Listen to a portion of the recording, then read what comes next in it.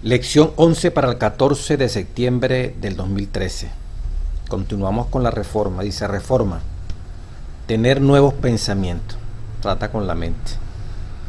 Recordando, ¿verdad? La Odisea, la necesidad de un revivimiento, una reforma, el corazón del revivimiento, la oración, el fundamento de ese revivimiento. Ya lo estudiamos, la Biblia.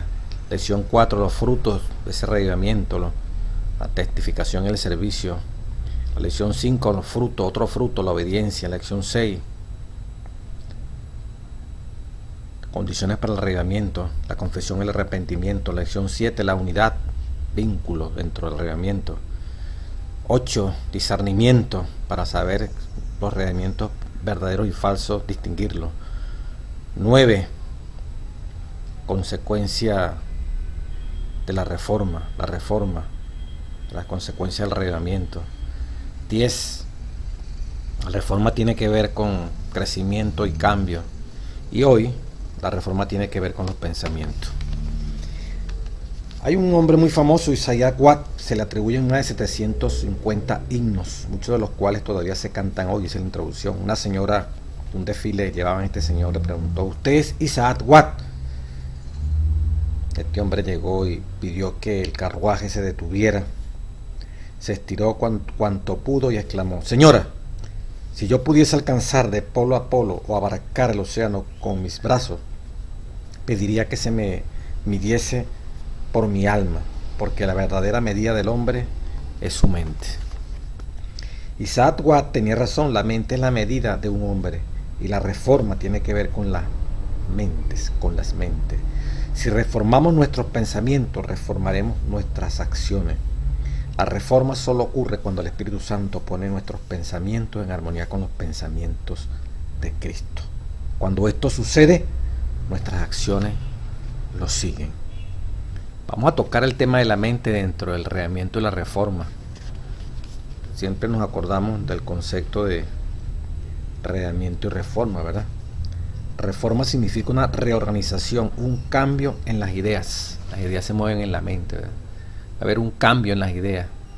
¿Por qué tiene que producirse ese cambio? Porque hubo un reavivamiento. Ya que estamos inspirados por Cristo.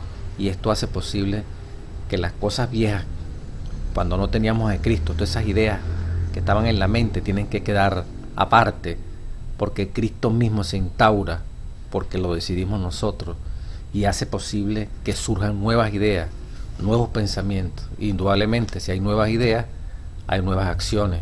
Eso es reforma. Ocurren los cambios de hábitos, una reorganización de las ideas, de las teorías, de los hábitos y prácticas.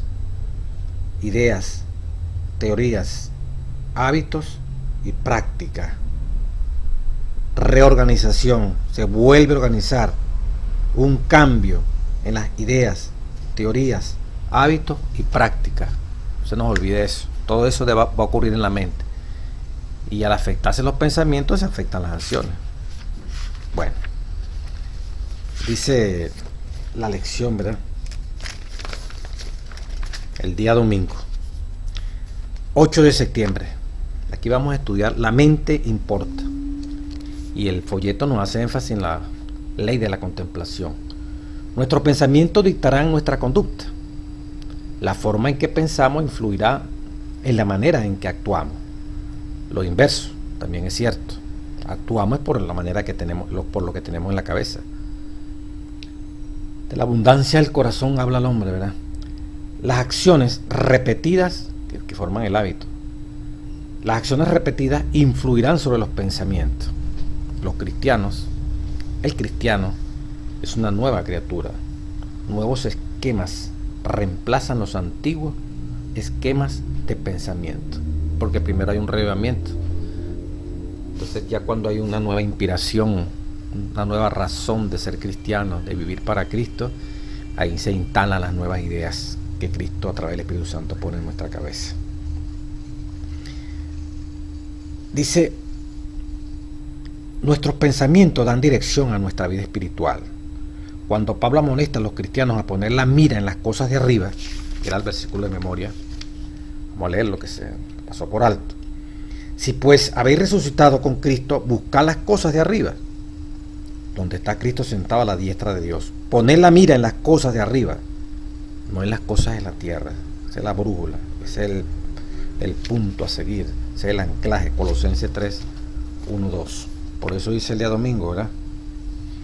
Poner la mira en las cosas de arriba nos insta a concentrar los pensamientos en dirección al cielo. Lo que ponemos dentro de la mente le da su forma, y las cosas son con las cuales pasamos tiempo modelan los pensamientos. Es interesante, mire, las cosas con las cuales pasamos tiempo. ¿Con qué pasamos tiempo nosotros? Eso modela nuestra mente. ¿Qué milagro de grande, de gracia sucede en nuestra vida cuando contemplamos a Dios en su palabra? 2 Corintios 3, 17 y 18.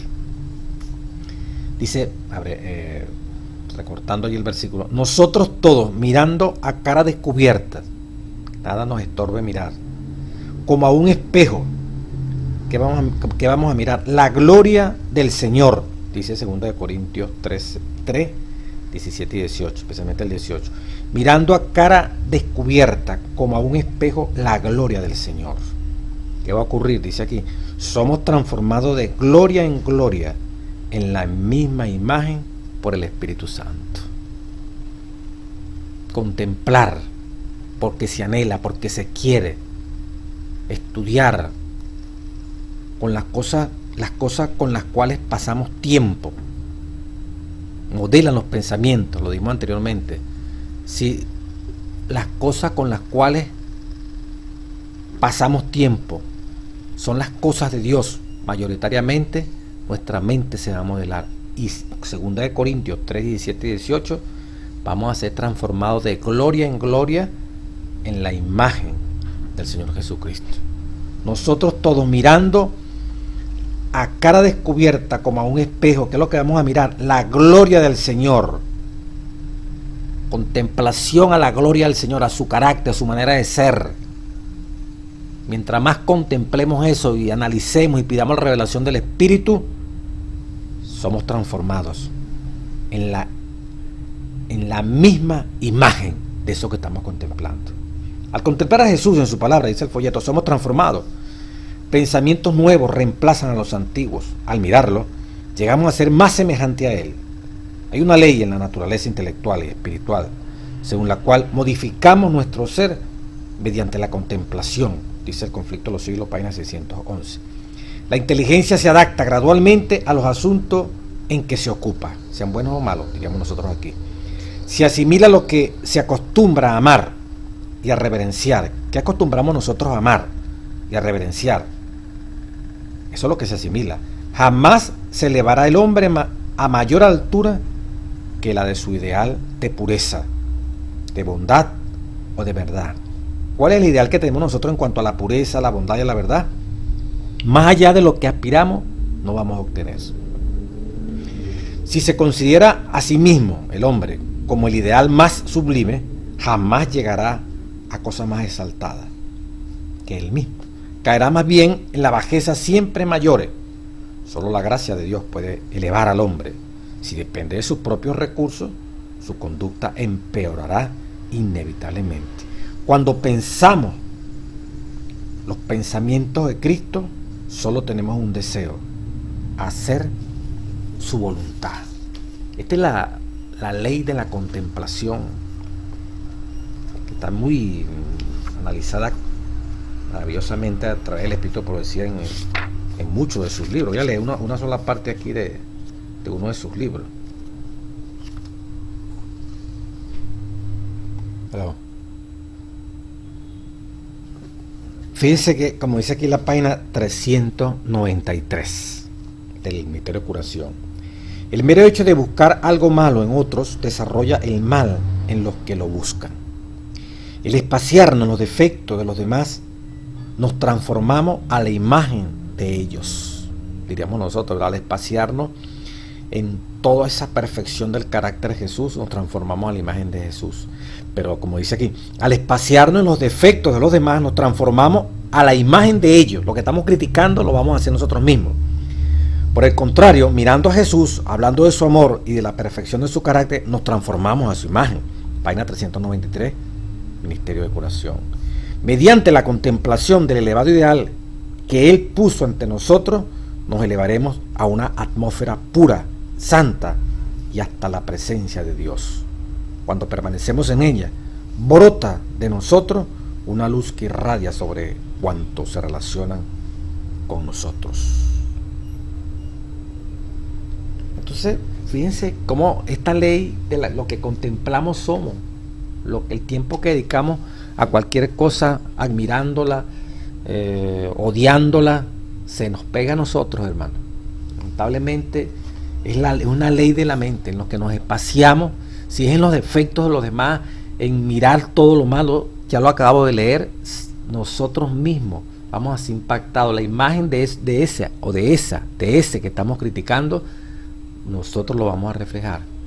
De allí que hay que mirar a la palabra, hay que mirar a Cristo, hay que pensar en eso para que nuestra mente sufra el efecto de lo que implica la ley de la contemplación. Filtro de la mente.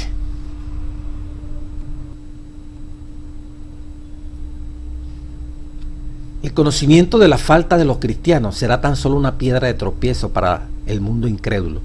Y espaciándonos en estas cosas no podemos sino recibir daño nosotros mismos, porque contemplando es como somos transformados. Deseado de toda la gente, página 409.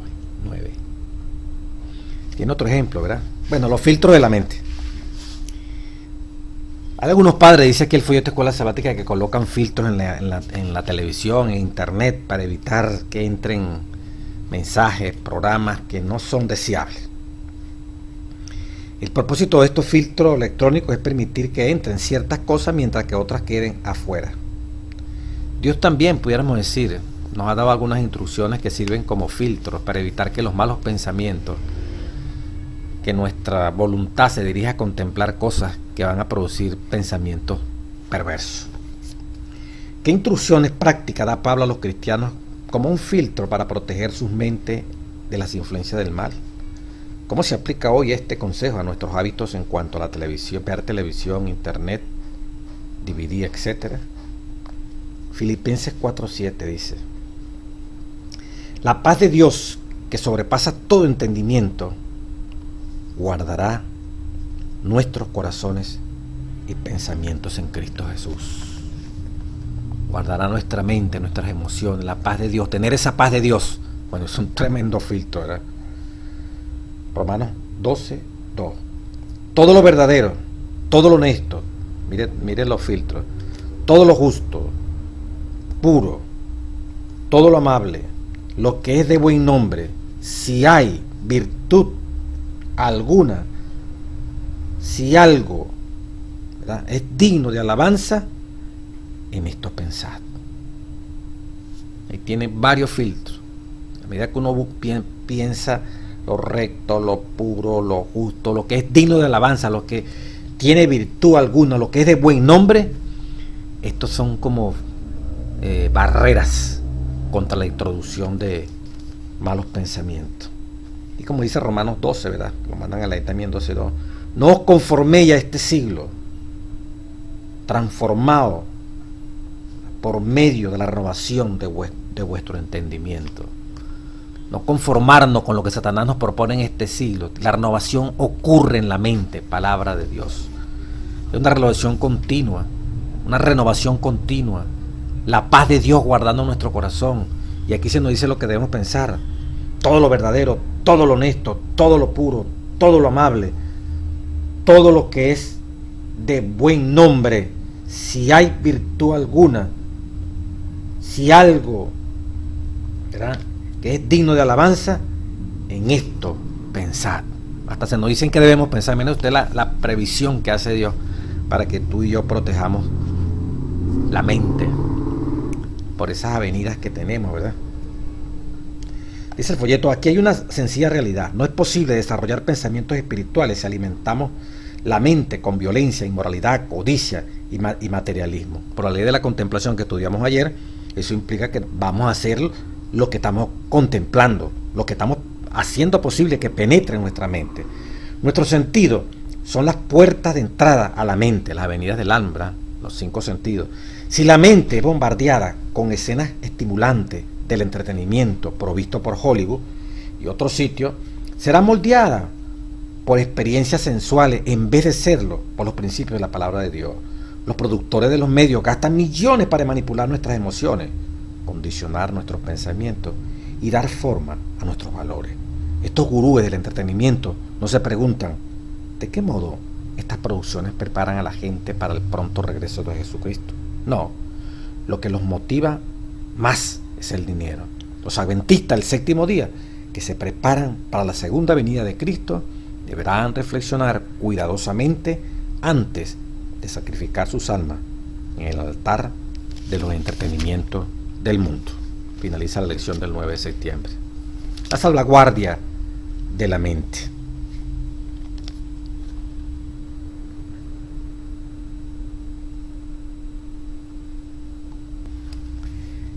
El martes 10 de septiembre dice la lección la salvaguardia de la mente. Filipenses 4:7 dice la palabra: y la paz de Dios, que sobrepasa todo entendimiento, guardará vuestros corazones y vuestros pensamientos en Cristo Jesús. Esto es una promesa maravillosa, pero debemos entenderla, atenderla activamente a fin de hacerla real en nuestras vidas. Hay muchas maneras en que podemos bajar la guardia. Podemos dejar de entrar la basura del entretenimiento de este mundo. Nuestras mentes pueden ser vencidas por la ira, la amargura, el resentimiento. Pueden quedar sumergidas en el océano de placeres embriagadores o hábitos adictivos. Las buenas nuevas son que Jesús ha prometido salvaguardar nuestra mente si se lo permitimos. En 2 Corintios 10, 3 al 5, cuando Pablo dice el folleto: las armas de nuestra milicia no son carnales sino espirituales. ¿Qué significa? ¿Qué quiere decir esto? El apóstol también habla acerca de llevar cautivo todo pensamiento a la obediencia de Cristo. Billy Graham decía, se cuenta: no puedes impedir que las aves vuelen por sobre tu cabeza, pero puedes evitar que hagan un nido en ella. No puedes impedir la tentación, pero sí puedes quitarla con el pensamiento. En otras palabras, los pensamientos entrarán rápidamente. La codicia, lo que se denomina esos deseos pecaminosos, la concupiscencia. Ahí está el origen. Ahí nace el acto pecaminoso, de los deseos pecaminosos. Y esos deseos se promueven por los estímulos exteriores, frente a una naturaleza caída que está allí, perversa. Cuando se estimula, se despiertan. Por eso los filtros. Pensar todo lo justo, todo lo recto, porque inmediatamente las propuestas para pensar lo contrario están allí. Pero la palabra dice, ¿verdad? Los pensamientos estarán rápidamente en tu mente. Hay diversas cosas que vemos, escuchamos y oímos que estimularán ciertos pensamientos. Diferentes experiencias evocarán emociones distintas. Podemos elegir meditar en ello o permitir que dominen nuestros pensamientos o no. Permitir que cada pensamiento sea traído a la obediencia a Cristo es entregar nuestra mente a Jesús. Los pensamientos carnales no son expulsados con solo desear que se vayan. Son expulsados cuando la mente se llena de otras cosas. Repito, los pensamientos carnales no son expulsados con solo desear que se vayan. Son expulsados cuando la mente se llena de otras cosas. La mente que se concentra en los principios positivos de la palabra de Dios es la mente salvaguardada y mantenida por la gracia de Dios de los ataques del maligno. O sea, la mente tiene que estar, la salvaguarda, ¿verdad? Es estar allí centrado en Dios. Voy a leer algo de lo que dice Santiago. Santiago 1:12 dice: bienaventurado el varón que soporta la tentación, porque cuando haya resistido la prueba recibirá la corona de vida que Dios ha prometido a los que le aman. Cuando alguno es tentado, provocado a cometer un pecado, la mente siente el pensamiento que es incorrecto. No diga que es tentado de parte de Dios, porque Dios no puede ser tentado por el mal, ni Él tienta a nadie, que quede claro eso. Sino que cada uno es tentado cuando de su propia concupiscencia, de nosotros mismos, de nuestra naturaleza caída, pecaminosa, de nuestros propios pensamientos, deseos, vamos a la palabra concupiscencia, de nuestro propio deseo pecaminoso, he atraído y seducido. O sea, permitimos que la mente active estos pensamientos pecaminosos por el estímulo exterior. Somos atraídos, como dice aquí, y seducidos.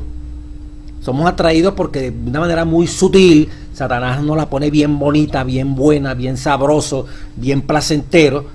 Entonces alborota, estimula, hace reaccionar esa naturaleza caída que toditos tenemos y que tiene que ser sometida a ras por el poder del Espíritu Santo.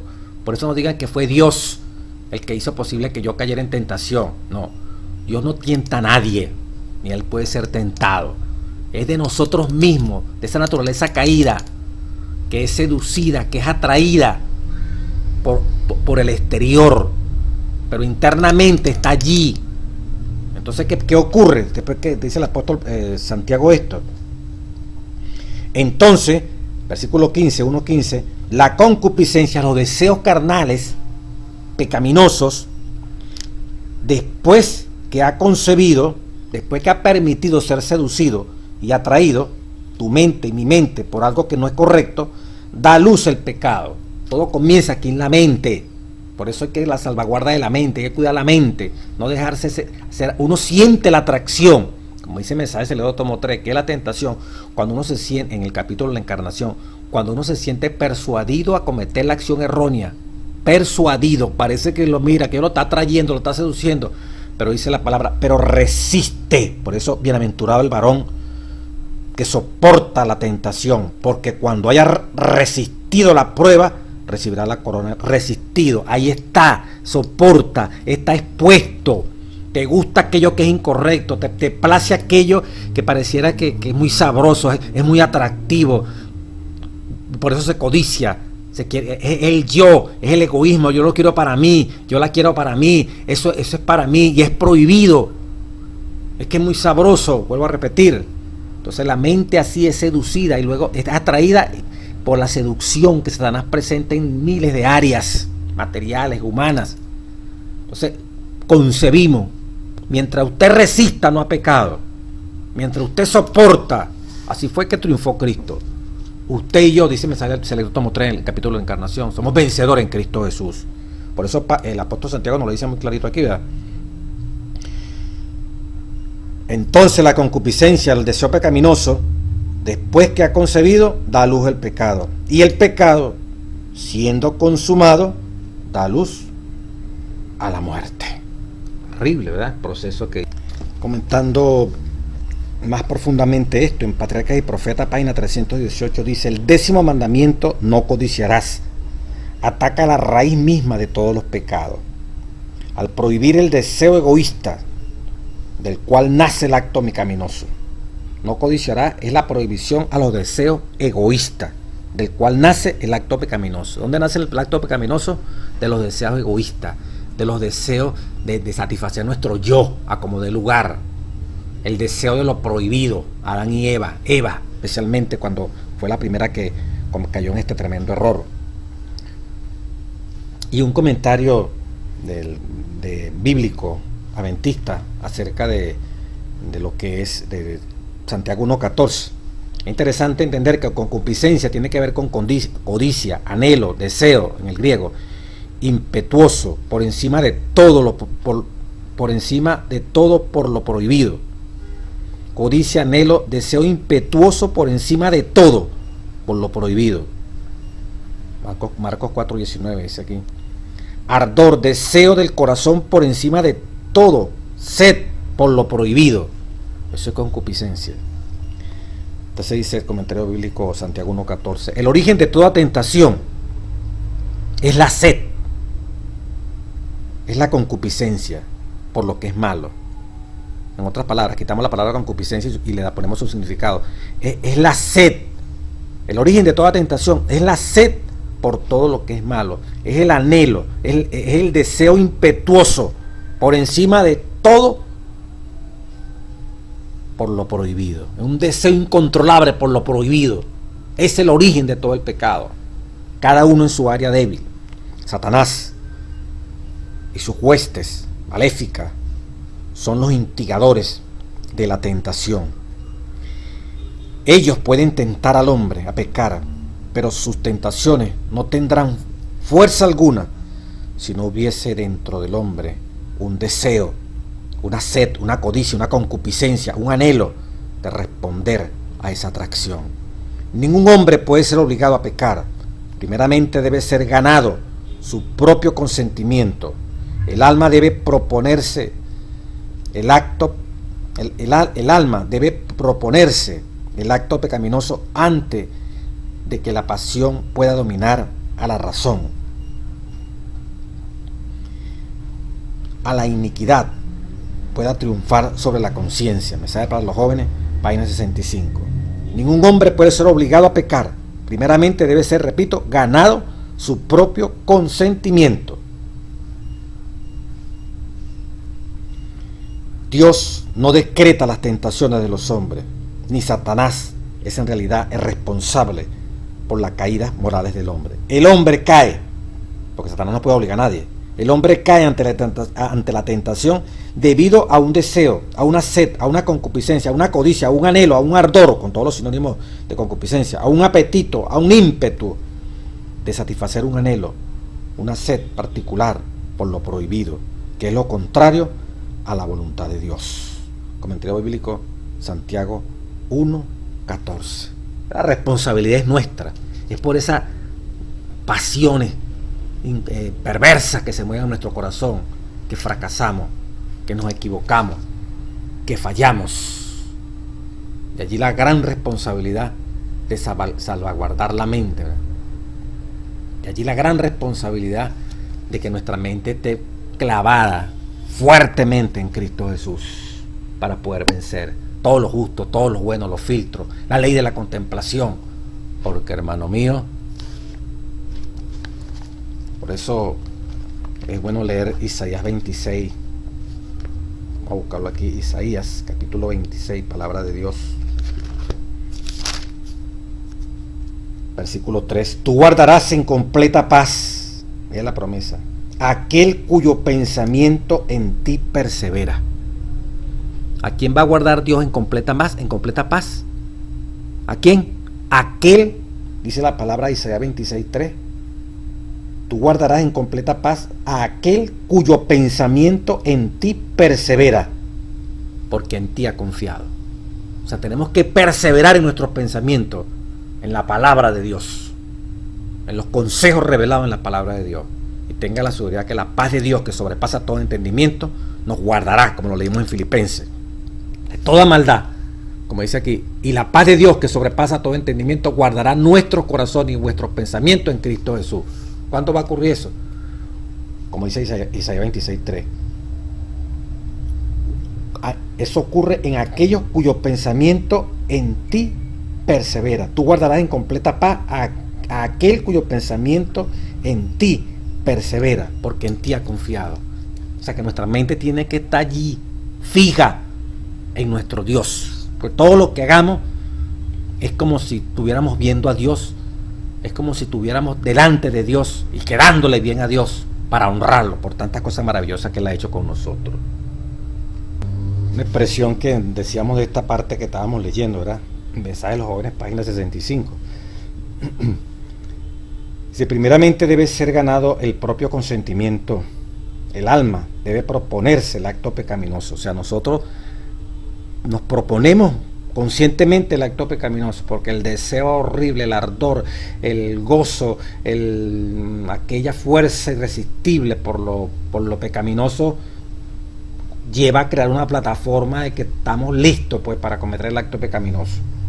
Entonces por eso dice, ¿verdad? El acto pecaminoso antes, el alma debe proponerse el acto pecaminoso antes de que la pasión pueda dominar a la razón o la iniquidad triunfar sobre la conciencia. Si lo consentimos, la pasión va a dominar y va a tumbar la razón. Y quiero decirle, meter la página 65, mensaje para los jóvenes, y que también está en el comentario bíblico de Santiago 1:14. Quiero decirle, hermano, que desde el punto de vista anatómico, uno que tiene que estudiar todas estas cosas como profesor en biología y otras áreas, hay una parte central que se llama la zona límbica del cerebro. Están las emociones, están las amígdalas, no las de la garganta, sino allí en el cerebro, dos pelotitas que están allí. Y se ha comprobado que la cantidad de neuronas que van, ramificaciones de la área límbica, de las emociones, los deseos, emocional, pues, a la parte cognitiva, la parte más superior del cerebro, donde está la neocorteza cerebral, son grandes cantidades de ramificaciones. Vamos a poner que fueran 100. Bueno, van 80, van 100 ramificaciones, por ejemplo, van mucho más, pero es un ejemplo. Y de las que van de la zona cognitiva, de la razón, donde uno analiza hacia las emociones, van como 60. O sea, son más las conexiones, son más los canales de la emoción hacia la razón que de la razón hacia la emoción. Eso significa que la razón está en desventaja desde el punto de vista fisiológico y anatómico en relación con la parte emocional. La parte emocional tiene más fuerza desde el punto de vista eléctrico, desde el punto de vista neuronal. Por eso la gente se deja llevar más fácilmente por las emociones que la razón. Por eso se cometen actos a veces horribles por una pasión, por una emoción perversa, y luego la gente se está arrepintiendo. ¿Qué pasó con la razón? ¿Por qué no razonó? ¿Por qué no midió las consecuencias? No, la emoción es tan fuerte que usted se olvida de todos los parámetros, de toda la palabra, de todos los valores, de todas las pautas que debía seguir, porque la rabia o el placer, lo sabroso, lo odioso, nos tapó pues la razón. De allí la gran necesidad de que la razón sea controlada por el poder del Espíritu Santo. Pueden haber principios, puede haber teoría, puede haber seminarios, cantidad de cosas que nosotros hemos oído, pero en un momento pasional que nos guste o estemos bravos, hermano, la fuerza de la conducción para que ejecutemos la acción perversa es más grande que la razón, y tapa la razón, hace que nos olvidemos de los principios. De allí el no contemplar, el no aceptar que comienza a generarse en nosotros la posibilidad de que esa seducción y esa atracción que hace el demonio la contemplemos por lo atractivo que es, por lo seductor que es, y de repente no haya vuelta atrás. Por eso, hermano, la ley de la contemplación, pues, somos expuestos y vamos a resistir así, porque va a venir eso, la vamos a sentir. Nosotros la sentimos, así como Cristo la siente, nosotros la sentimos, y es nuestro deber resistir, clamar a Dios para ser vencedores, hermano. Bueno, en la parte del miércoles 11 de septiembre, las relaciones mente-cuerpo. Indudablemente, dice aquí, los antiguos griegos enseñaron una forma de dualismo, es decir, creían que había una gran distinción entre nuestro cuerpo y nuestras almas. Ese dualismo que decían los griegos, es decir, creían que había alguna gran distinción entre nuestro cuerpo y nuestras almas. En contraste, la Escritura enseña que los seres humanos son una unidad integrada por dimensiones física, mental y emocional y espiritual. Lo que afecta a una parte del marco humano afecta a todas las demás partes. Los discípulos enseñaron que la salud física, mental, emocional y espiritual están interconectadas y no pueden ser ¿qué? Separadas. ¿Cómo se refleja esto en 1 Tesalonicenses 5:23? La palabra allí, ¿verdad?, nos habla claramente que todo nuestro ser, vamos a leerlo directamente, 1 Tesalonicenses 5:23, palabra de nuestro Dios.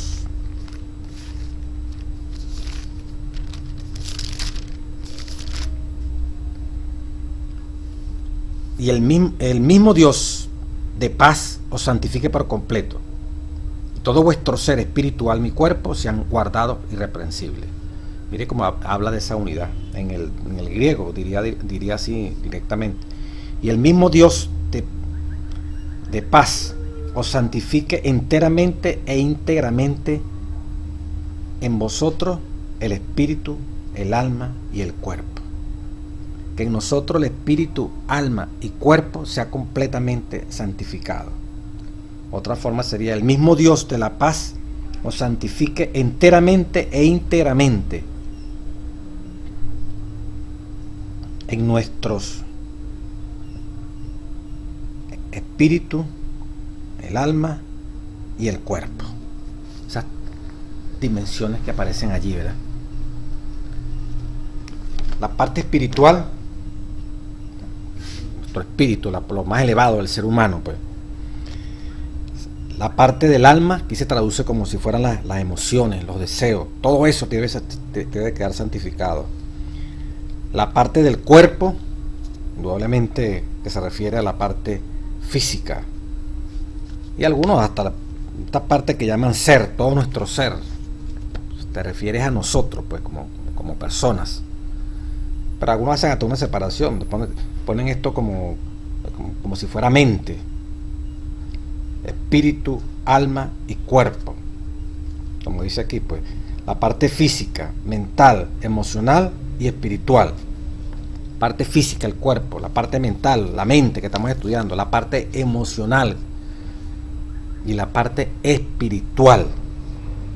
Todo eso íntegramente, como dice aquí también, para los creyentes del Nuevo Testamento, el bienestar físico, mental y emocional está indisolublemente ligado al bienestar espiritual. El apóstol Pablo operó a los creyentes para glorificar a Dios en sus cuerpos. Creía que toda la humanidad fue comprada por precio. ¿De qué modo Romanos 12:2-3, Juan 10:10, 1 Corintios 10:31 muestran la íntima relación entre nuestra salud física y la espiritual? Bueno, Romanos 12 dice la renovación de la mente por el Espíritu Santo. En San Juan nos habla de que debemos tener, Cristo vino a darnos vida en abundancia. Y en textos muy conocidos, 1 Corintios 10:31, si coméis o bebéis o hacéis otra cosa, hacedlo todo para la gloria de ¿quién? De nuestro Dios. Satanás quiere controlar nuestra mente por medio de nuestros cuerpos. Jesús anhela controlar nuestros cuerpos por medio de nuestras mentes. Nuestros cuerpos son un templo, no una casa de diversión. Al seguir los principios del cielo, podemos vivir vidas más llenas de gozo, más productivas, abundantes y sanas. Entonces, Satanás quiere controlar nuestras mentes por medio de nuestros cuerpos. O sea, todo lo que el cuerpo le agrade, le satisfaga, eso es lo que domina en la mente. Las cosas de Dios son diferentes. Dios quiere controlar nuestros cuerpos por la mente. No es lo que el cuerpo le agrade, no es lo que el cuerpo pida, es lo que la mente mande. O sea, el cuerpo no va a gobernar la mente va a gobernar el cuerpo. Pero la mente así, sin la salvaguarda, sin los filtros, la mente no educada, como dice Elena White en otros libros, es como un solar, pues, es como un terreno baldío donde crecen cantidades de hierbas malas y alimañas. Cuando la mente no se cultiva, cuando la mente no se educa, es así.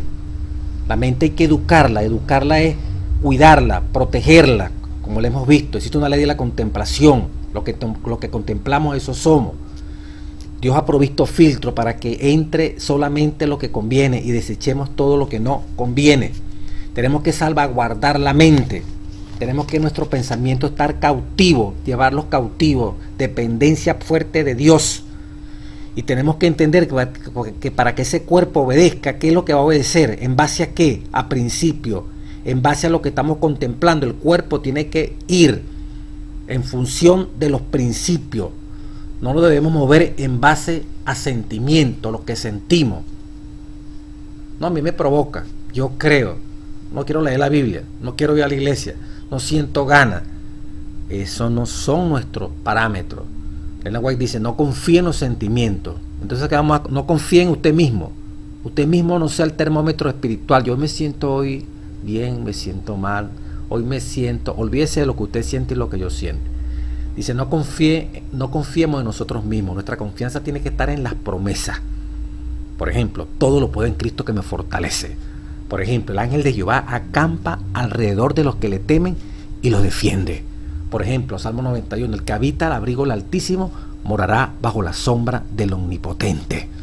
Por ejemplo, Isaías 26:3, aquel cuyo tú guardarás en completa paz, aquel cuyo pensamiento persevera en ti, porque en ti confía. En eso que vamos a confiar, porque los sentimientos están impregnados de la naturaleza caída. Por eso nuestro sentimiento, nuestro espíritu, esa parte que nuestra mente como capital del cuerpo es receptora de la voz del Espíritu Santo, esa parte espiritual que hace posible que se graben en tu mente y en mi mente los principios sagrados, todo eso Dios lo quiere guardar. La parte física, la parte emocional, la parte de donde tanto esos pensamientos, pero allí está la presencia de Dios avivando lo que tiene que quedar grabado en tu cabeza y eliminando todo aquello que tiene que ser desechado. Eso es reforma. Una reorganización, como decíamos comenzando la lección, una reorganización de qué, que lo veíamos en las lecciones anteriores. Es una reorganización, un cambio en las ideas, teorías, hábitos y prácticas. Eso es reforma. Cambios de ideas. Nuestra mente se va a llenar de nuevas ideas. Nuestra mente se va a llenar de nuevas teorías. Nuevos hábitos se van a comenzar a construir en nuestra vida. Nuevas prácticas. Eso es reforma. ¿De dónde surgieron esas nuevas ideas, teorías, hábitos y prácticas? Y como consecuencia, acciones, porque se experimentó un revivamiento. Porque ahora estamos viendo las cosas de otra forma. Porque la mira ahora está puesta en las cosas de arriba y no en las cosas terrenales. Cuando se aprecian las cosas de arriba, cuando se aprecia lo que es el cielo, lo que pasó en la cruz primeramente, y las promesas benditas a las que hemos sido llamados, el objetivo central que quiere Dios llevarnos al reino de los cielos. Cuando apreciamos lo que se hizo por nosotros, lo que valemos nosotros, lo que se pagó por nosotros, y ve lo indigno que somos nosotros y se pagó tanto por nosotros, aunque no lo entendamos, debe ser que somos de gran valor para el cielo.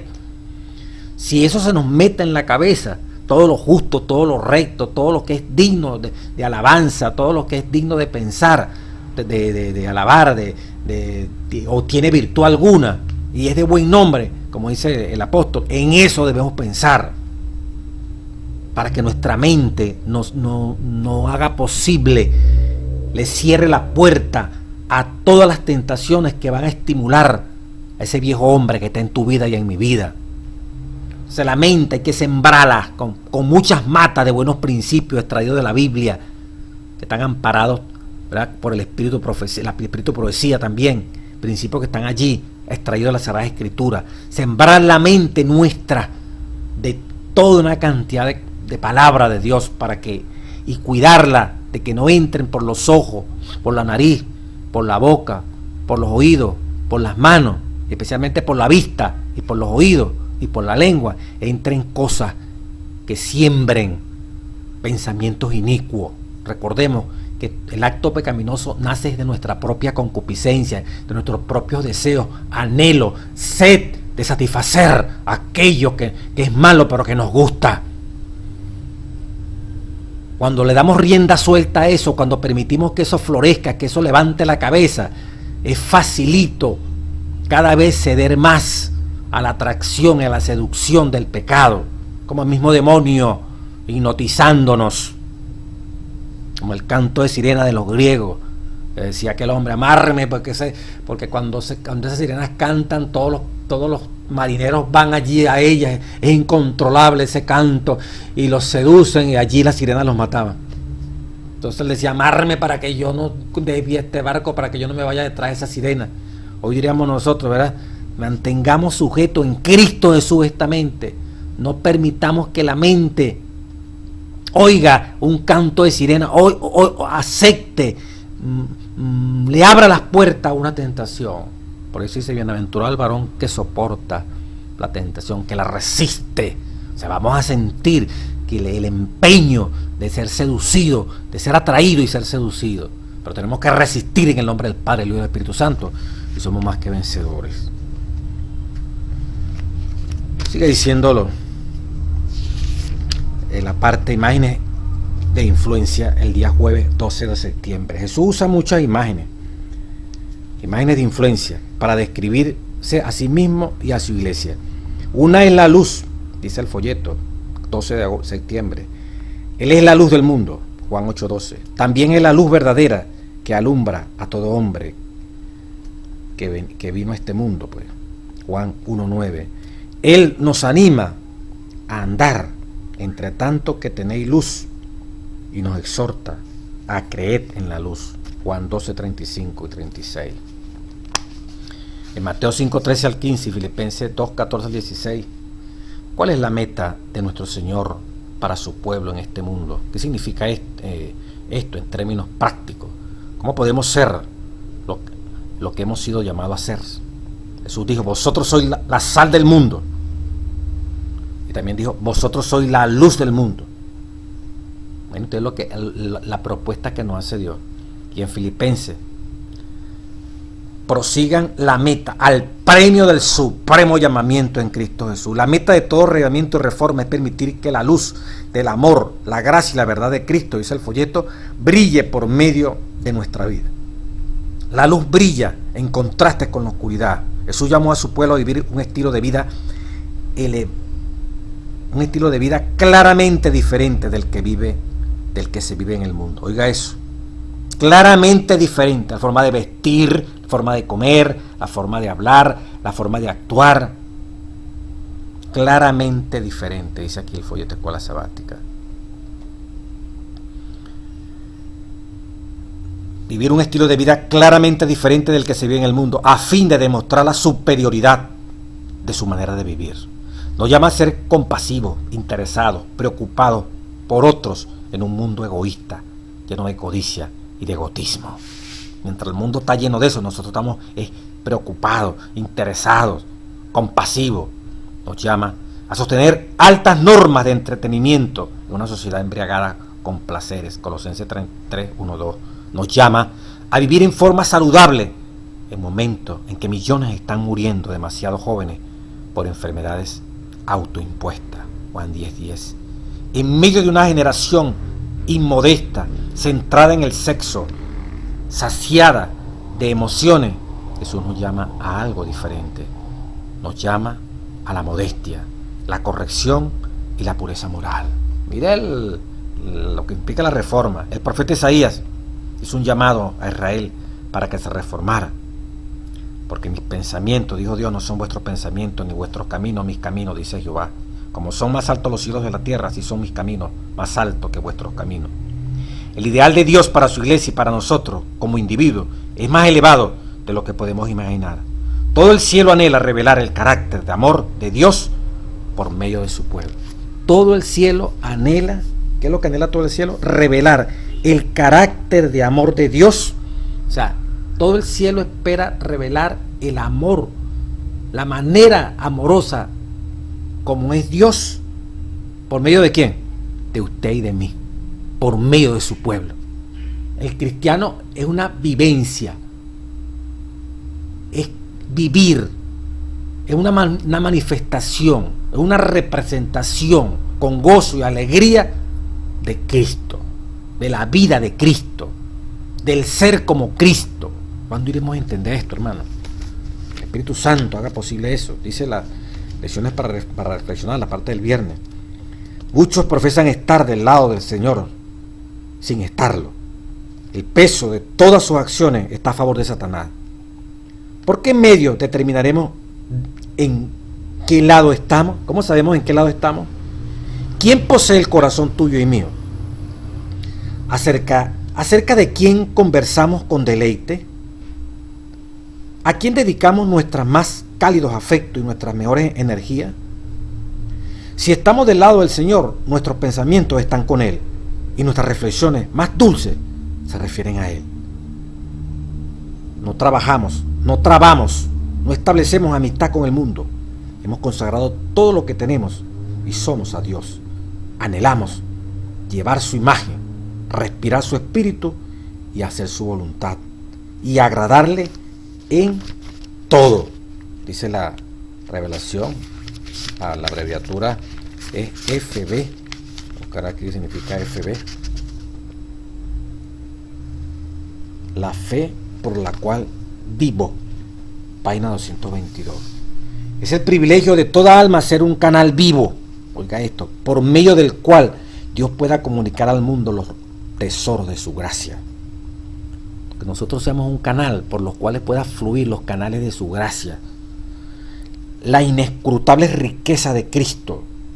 No hay nada que Cristo desee tanto como agentes, usted y yo, personas como nosotros, que representemos al mundo su espíritu y su carácter.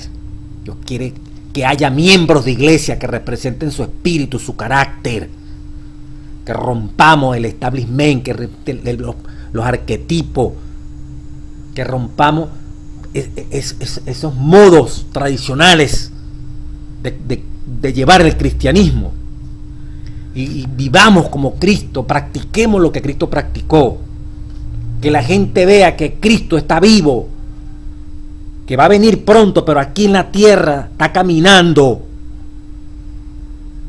aquí en la tierra está sanando, está ayudando, está trabajando por medio de sus hijos y de sus hijas. Cristo anhela eso. Y no hay nada que el mundo necesite, sigue siendo palabra de vida gran maestro, página 345. Y no hay nada que el mundo necesite tanto, así como Cristo necesita, pero urgentemente, que hayan canales por los cuales fluya su gracia, su amor, su bondad, que se manifieste su carácter, su espíritu. ¿Cuándo encontraré yo allí en tu iglesia? ¿Cuándo encontrará Dios en mi iglesia? ¿Cuándo va a encontrar Dios en ti, en mí?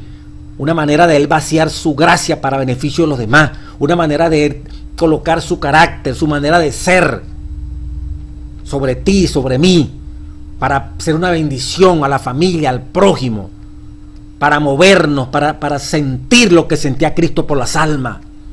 Ese es el anhelo de Cristo. Yo quiero encontrar canales, tubos por donde yo pueda derramar mi amor para que se lo derramen a los seres humanos. No puede ser posible un cristiano solamente vivir para su familia, pagar diezmo, ofrenda, ir a la iglesia un día, otro día, y volver al trabajo y volver a la iglesia. Una mínima obra misionera si es que se hace. Apenas el sábado en la mañana, no hay tiempo el sábado en la tarde, y si hay tiempo es para juntas, reuniones, no para adorar a Dios como debe ser, porque no se puede hacer otro día porque la gente no tiene tiempo. Es horrible lo que está pasando. Y por no contemplar a Cristo y contemplar al mundo, entonces queremos imitar al mundo, queremos vestir, queremos asistir. Que las mujeres quieren, dentro de la iglesia, quieren estar igualitas como las del mundo, pintados los cabellos, las uñas, la cara, la ropa casi desnuda, faldas cortas, pantalones en plena iglesia. Los hombres quieren dirigir la iglesia como se dirige en un club cualquiera. Ya la vestimenta no es sagrada. Subir con un flu, con un paltó, con un traje, ya eso no es requisito. Pero los sacerdotes del Antiguo Testamento sí tenían eso. Y Elena White dice que eso está vigente. No es que no vamos a vestir como los sacerdotes, pero sí una vestimenta especial para todos los que sirven, de acuerdo a la cultura, de acuerdo a donde usted esté. Pero una vestimenta que diga que está honrando a Dios. No puede ser una vestimenta cualquiera. Pero queremos ser como las cosas triviales, todos somos iguales, aquí Dios es igualito, aquí no hay pastor, aquí no hay anciano, aquí todos somos iguales, conceptos que no son los correctos. Queremos comer como come el mundo, vestirnos como viste el mundo, queremos hacer negocio como viste el mundo, queremos llevar la vida como manda el mundo, trabaje, tenga recursos para su familia, para asegurar un futuro a sus hijos, que está bien, pero no puede ser solamente para eso. Cristo tenía todas las riquezas del mundo y las dejó para venir a ocuparse de usted y de mí, que estábamos podridos en pecados. Entonces, ¿por qué nosotros no tenemos la sensibilidad también? Sí, trabajar, graduarnos, atender a nuestra familia, pero Dios nos provee también. Si somos Cristo, tenemos para nuestra familia y para los demás. Que el amor de Dios se vea, no solamente porque amamos a mamá y papá, a nuestros hijos, nuestras hijas, nuestra esposa y nuestros hermanos. No, el amor de Dios es para toda la humanidad. Y tú y yo tenemos una humanidad alrededor. Por eso la línea de marcación, hermano, que hace 100 años se escribió entre los mundanos y los adventistas, la línea de separación era borrosa a finales del siglo XIX, hace más de 100 años. ¿Cómo estará ahorita? La música, ¿qué música estamos utilizando para orar a Dios? Como la usan nuestros hermanos protestantes, como la usan nuestros hermanos católicos. Es que no hay inspiración. Es que nosotros no tenemos forma ni manera de que el Espíritu nos impresione con la música que hace 40 años, 50 años. se alababa a Dios, o una música que pueda hoy en día tener el mismo estilo, que nos eleve y no nos haga parecido a los grandes músicos de hoy en día. Es que los instrumentos que marcan la tónica para mover el cuerpo, para hacernos reír, para hacernos llorar, para ponernos en una contrición que utiliza el mundo, tienen que ser los mismos instrumentos que tenemos que utilizar nosotros para alcanzar el mismo placer, la misma emoción. Esta es la diferencia. ¿Qué estamos haciendo? ¿Cómo el posmodernismo ha penetrado? Ya queremos tener igualito. Hace 40 años jamás se le ocurrió a una gente pensar en una pastora, en una anciana, en tener diáconos o ancianos que no reunieran los requisitos que aparecen allí en Timoteo y en Tito. Hoy en día ya eso se está volando también. Es que queremos ser como los evangélicos. Mañana también tendremos pastoras, ancianas, profetas, apóstoles. ¿Hacia dónde vamos nosotros? Dios quiere ver, chicos, el cristianismo, la iglesia primitiva. Reavivan la piedad primitiva, como decía el Conflicto de los Siglos, y vendrá sobre ustedes los fuegos de la persecución. ¿O es que no queremos reavivirla para evitar persecución, para que nuestra comodidad no desaparezca, para que nuestra tranquilidad no desaparezca? El Conflicto de los Siglos, las primeras páginas lo dice. Reavivan esa piedad primitiva y se va a encender el fuego de la persecución. Y Cristo vendrá entonces. Llegará un momento, y tiene que llegar, y se está upando teóricamente. Todos estos materiales que nos están dando es para que un remanente despierte y el Señor pueda derramar su espíritu, y vendrá la persecución, vendrá el sellamiento, vendrán las plagas, y finalmente los que seamos fieles a Cristo Jesús, perseveremos, estaremos con Cristo en el reino de los cielos. No hay nada que el mundo necesite tanto como la manifestación del amor del Salvador mediante la humanidad. Todo el cielo está esperando que haya canales por medio de los cuales pueda derramarse el aceite santo, a fin de que sea un gozo y una bendición para los corazones humanos. Fíjense que se compara, para que pueda derramarse el aceite santo. ¿Saben ustedes? Es el derramamiento del Espíritu Santo. El derramamiento del Espíritu Santo es el derramamiento del amor de Dios en nuestros corazones. La gente verá a Cristo caminando, la gente verá a hombres y mujeres imbuidos por el Espíritu Santo, manifestando al mismo Cristo, muchos Cristos en diferentes partes del mundo, terminando la obra, sanando a los enfermos, atendiendo a los necesitados. Así terminará este mensaje. Se quitará la imagen borrada, la imagen materialista, desfigurada del carácter de Dios, que eso es lo que cubre el mundo en tinieblas, y se mostrará el verdadero carácter de Dios, producto de un redimiento, una reforma que la iglesia experimentó para llegar al reino de los cielos. Dios bendiga a su iglesia.